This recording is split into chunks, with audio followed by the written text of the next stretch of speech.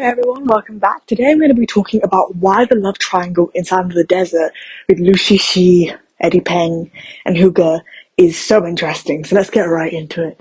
So Love in the Sound in the Desert is about a wolf girl. She grows up in the desert and she enters into the city and she falls in love with two men who are very different men. And we follow her journey. But the reason why this love triangle in this show is so interesting is because she grew up with wolves. She's very used to being around predators. And the second male lead is very obviously prey, even though he is a businessman in his own right, very wealthy, very educated. He is incredibly insecure because he is disabled.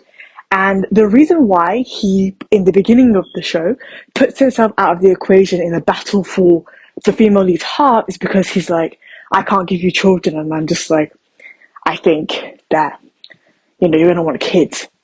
And she then says, you didn't consult me when you assumed that I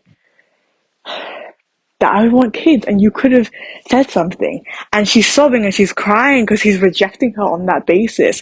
And then later on, when she's officially with the male lead, who is a military man, who is strong, who is powerful, who stands on business, he then reneges on what he previously says and tries to get back with her, which just further, enshrines the fact that he is a very weak man, because only a weak man would renege on his own words, renege on what the words that made her cry in the first place. And it's like, it becomes a really interesting love triangle because his personality and who the second male lead is symbolizes exactly what is unattractive about his character, in spite of the fact that you would think that, like, I guess patriarchally, like, women just want a man that can provide.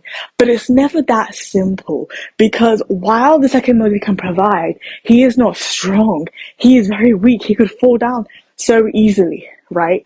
And it's not just because he's like disabled, but it's also because he himself is insecure about his disability. It's like, if he was more sure of himself, as sure as he is in business when it came to romantic relationships, he could have been with a female lead.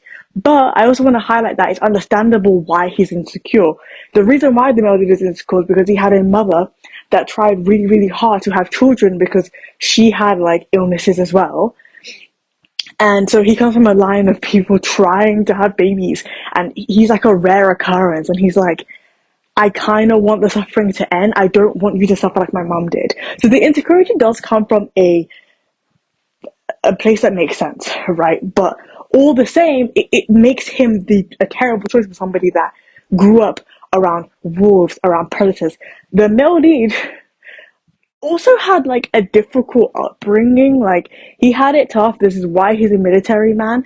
But instead of trying to be, like, insecure about his position in society, he decided to make something of himself.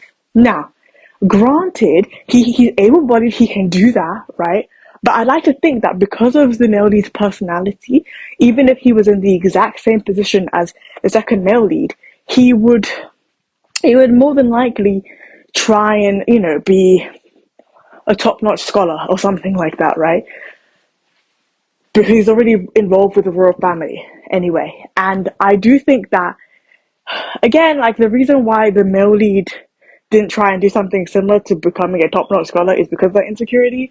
But the female lead, being who she is, being how she grew up, is like between either marrying a predator or marrying a prey. And because she's been around wolves, there's nothing necessarily bad about the male lead being a predator. Being a predator in the sense of, like, I'm going to go after what I want, right? But there's everything wrong with the second male lead being prey, because as somebody who's grown up around wolves, she can never be comfortable around something that otherwise she'd be eating, right? Something that the wolves would have preyed upon. Which is why the love triangle is so interesting, because everybody's coming from kind of like different camps, but it's complicated, like, because you can understand where both sides are coming from, but I can also understand, personally speaking, from my perspective, that, the second male lead was never the right choice for the female lead, and that's obvious from the get-go, because she's a wolf girl. Let me know what you think about this in the comments below. If you like my channel, please subscribe. If you like this video, please hit the like button below. Thank you so much for listening. Bye bye.